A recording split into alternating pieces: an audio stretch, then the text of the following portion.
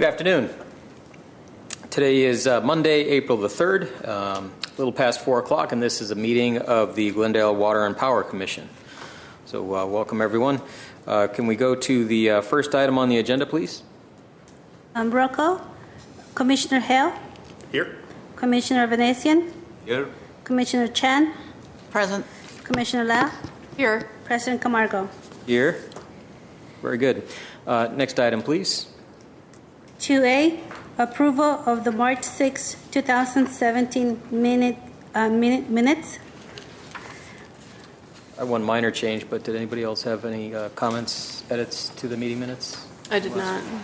Just one edit. So on page 1 in section 4A, the first, second, third, fourth, fifth paragraph, the Commissioner Law noted that we are to accelerate. The word should be accelerate rather than accelerating. So with that one change, can I get a motion to approve the consent items, particularly the meeting minutes? So moved. Second. All in favor? Aye. Aye. Very good. Next item, please. 3, GWP Commission staff comments. Mr. Ghetto, anything that you'd like to start with? President Camargo, no, we don't have any comments, any staff comments. Commissioners? Anyone? Nope. Okay, moving along. Next item, please. 4A, Aliso Canyon update. President Camargo, members of the commission, my name is Michael Ghetto, Chief AGM for Water, and I'm going to give an update on Aliso Canyon, just a verbal update. The next, so there's a Senate Bill 57 by Sturm that wants to prohibit injecting natural gas into Aliso Canyon until the root cause analysis study is complete.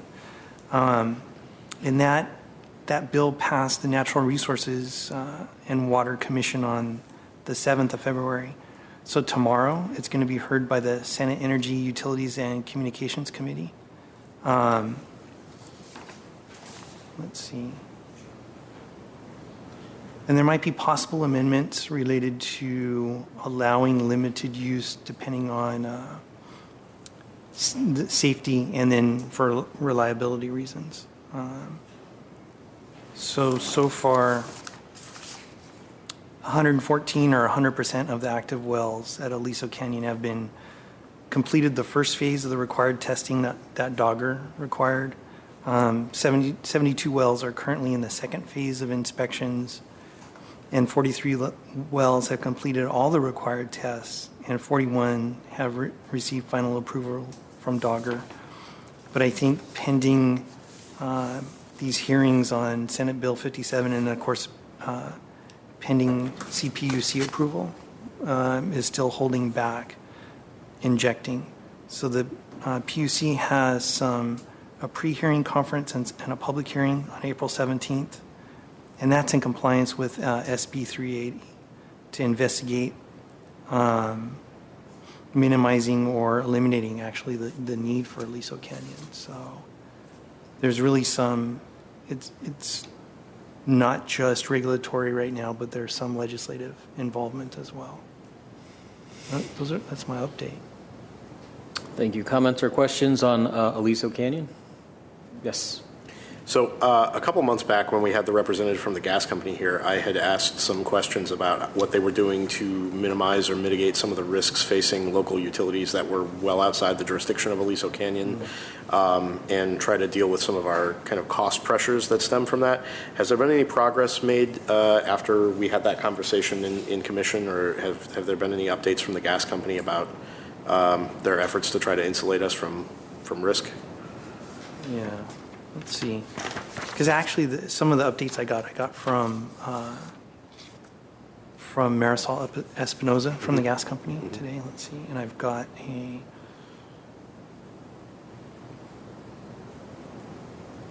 if there was anything related to that. I know they've been concentrating on getting Aliso back in service.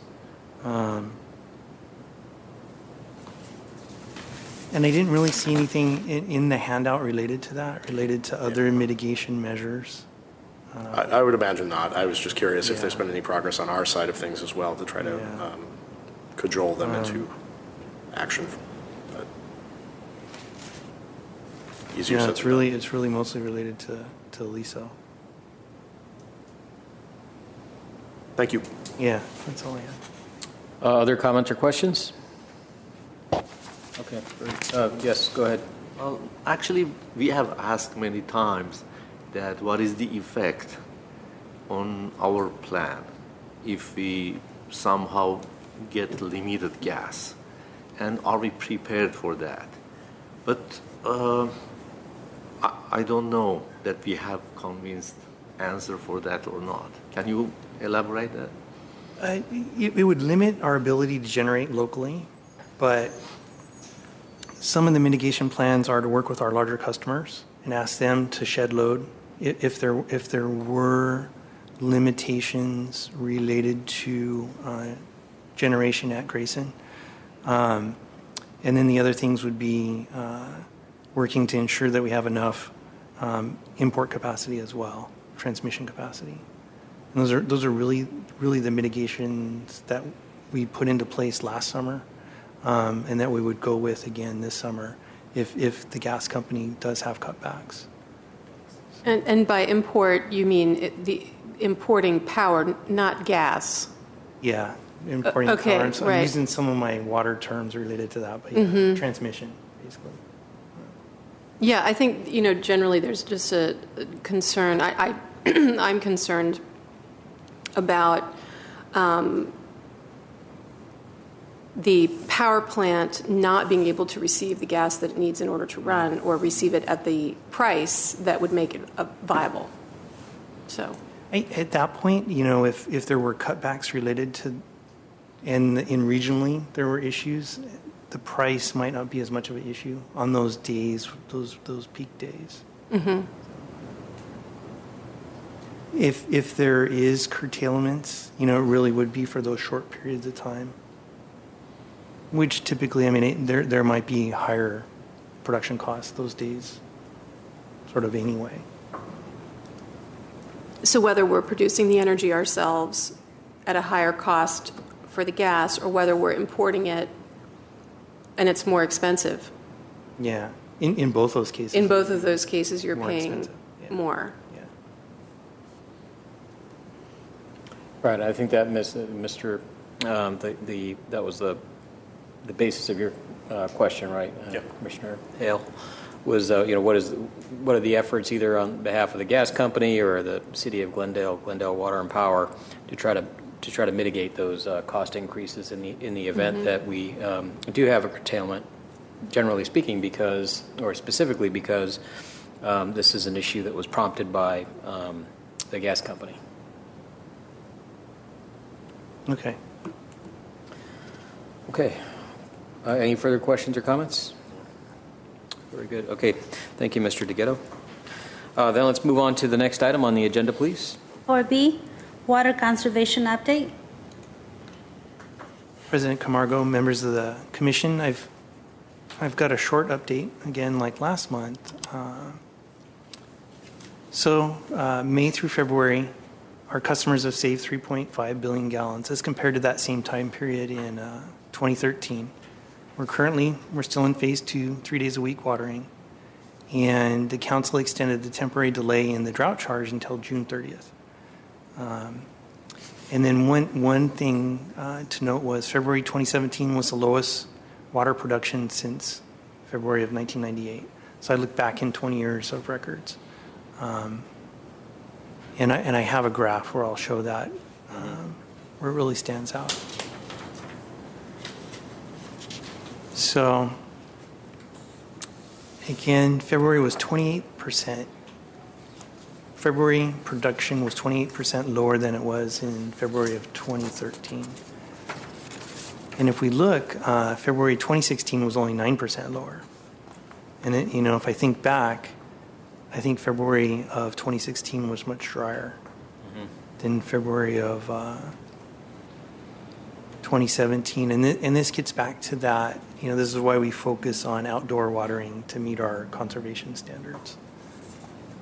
So you're saying it's your assessment then that especially the February 17 versus February of 16 was really the significant rains that we've had in early 2017. Yeah. And so when there's rain, we do good outreach, effective outreach on conservation and things like that. But really the most effective thing is the rain. Customers know to go out and turn off their sprinklers. So. And this was the graph I referred to. This is a little bit different. It's the same data for the most part that I show in the bar charts, but February is typically the low month. Mm-hmm. But that purple line that I show in 2017, it's drastically lower. It's about 1,300 acre-feet of production as compared to even 2016. It's a little above 1,600, like 1,650 acre-feet of production. And then if we look, let's see, the red line, 2015, it was about 1,760, 1,780 acre-feet of production. So this last February has been really wet. So on this chart, can I ask, so when did we start the Phase 2 conservation effort? What year? The Phase 2, that was in 2016. Prior to that, we were in Phase 3, where we were on 2 days a week, and then we reduced the phase, but increased the number of days that you could water. So that was back in 2016, and that's really shown by the green line and the red line. Mm-hmm. So the red line, we were in the Phase 3, 2 days a week watering in the summer months. So you can see like May, that started in May of 2015. And in the summer of 2016, we were back to the 3 days a week watering. You can see the production recovered in the summer of 2016 as it compared to the summer of 2015. And then what I usually don't have in here, but I just put it in, is the 2014. And you can see the kind of the dark blue and the light blue. That would be more normal trekking, where we have a lot of production, a lot of sales, basically because of outdoor usage in the summer months. And since 2015, going through 2016, and then even in 2017,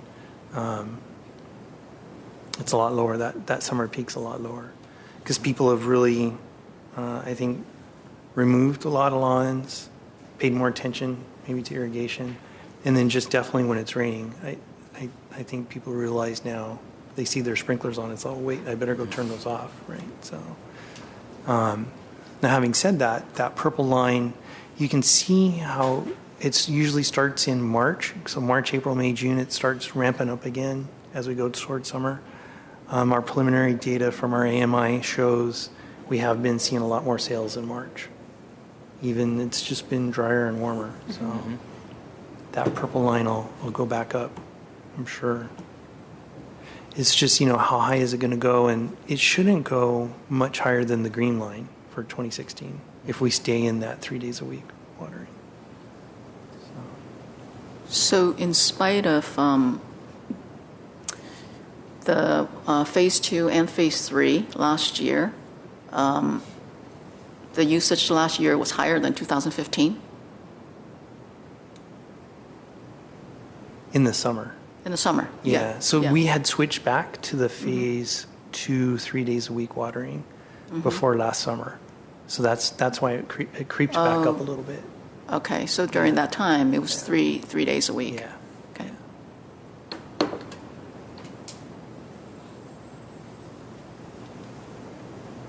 So I'll keep including this chart as well. Yeah, it's very helpful. Yeah.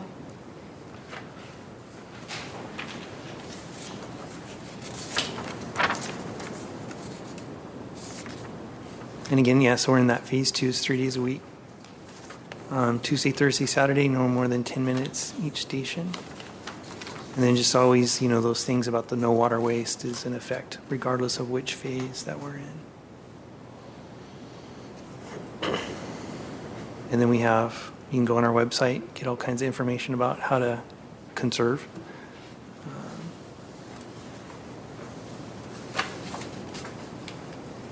And that's the end of my report for this month. Very good. Any further questions on water conservation?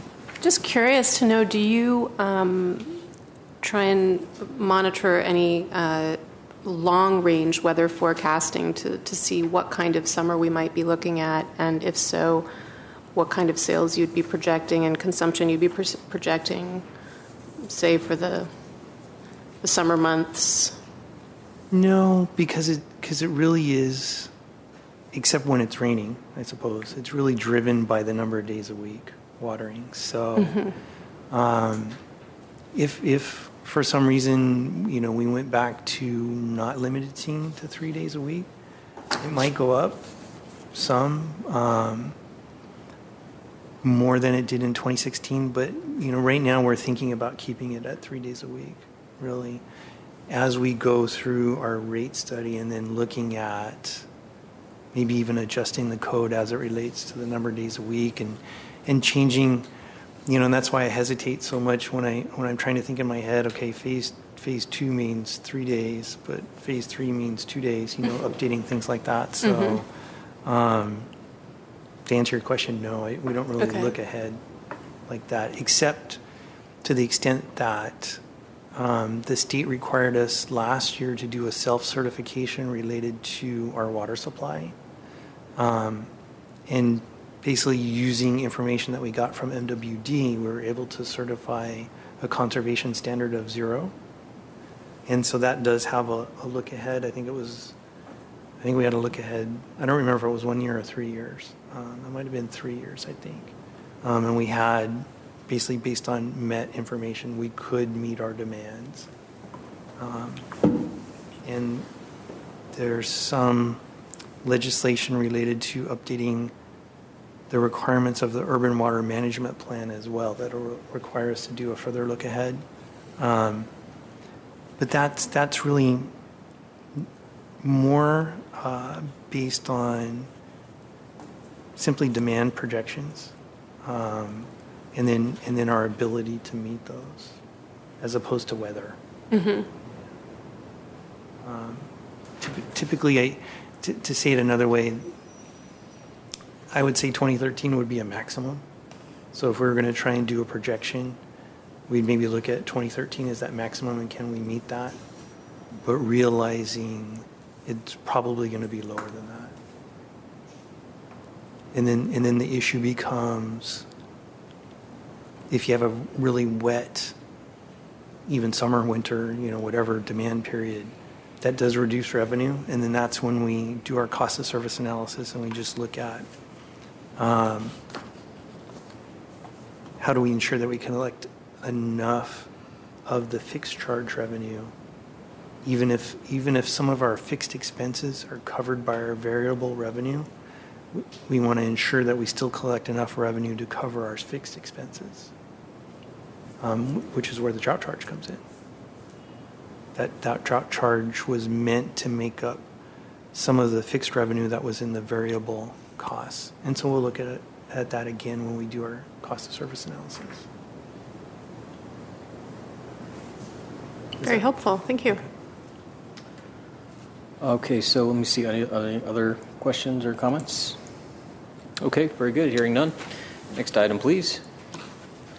5, oral communications. Discussion is limited to items not part of this agenda. Each speaker is allowed 5 minutes. Commission may question or respond to the speaker, but there will be no debate or decision. The general manager may refer the matter to the appropriate staff for investigation and report. So I have no comment cards here. Madam Clerk, do you have any at your station? I do not. Okay. Okay. Next item, please. 6, agenda forecast.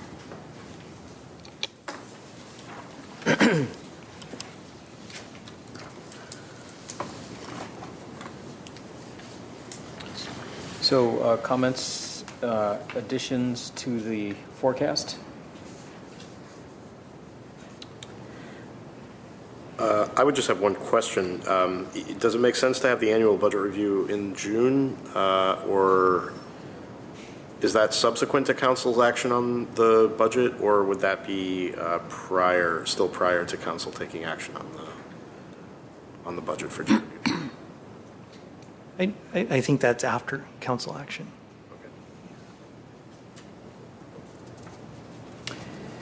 And then one other item would be recall that you'll be taking a look at the drought charge in June.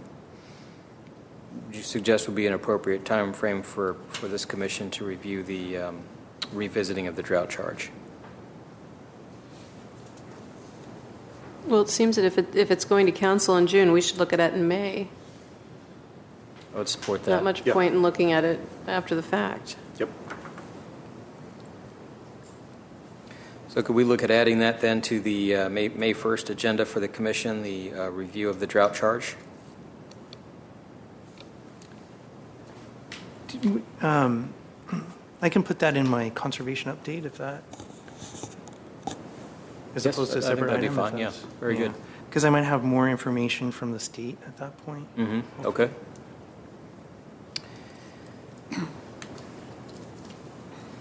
And then, so a couple other comments. So one would be on the Grayson repower. I know that this is a long-term process.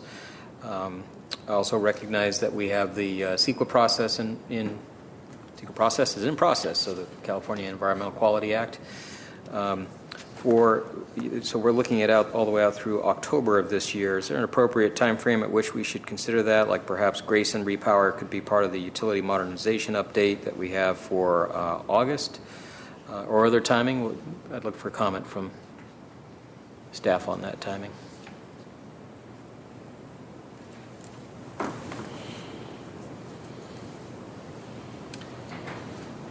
I'm going to have to ask Mr. Alboig about that. Okay. What a good timing would be.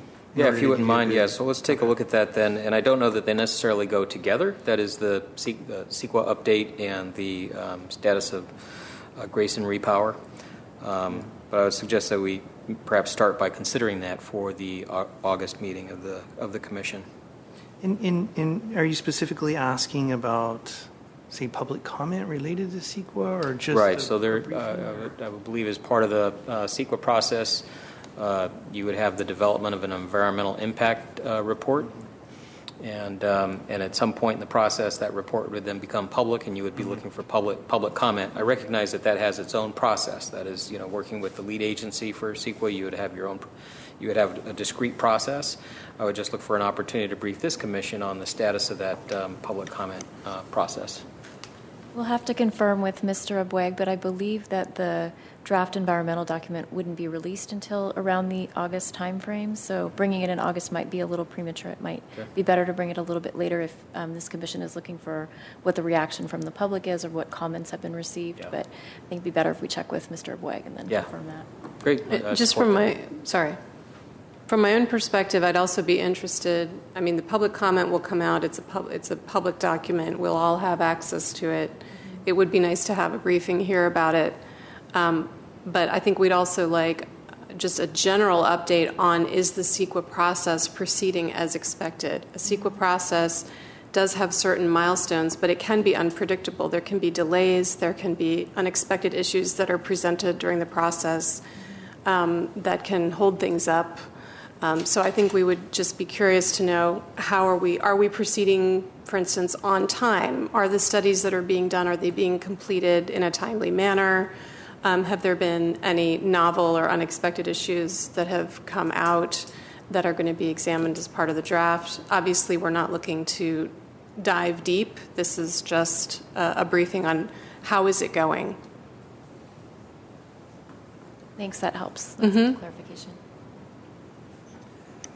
Those are the only comments I had. Any other comments on the forecast? Nope. Okay, very good. Next item on the agenda, please. 7, adjournment. Motion to adjourn. So moved? Second. All in favor? Aye. Very good. Meeting is adjourned. Thank you.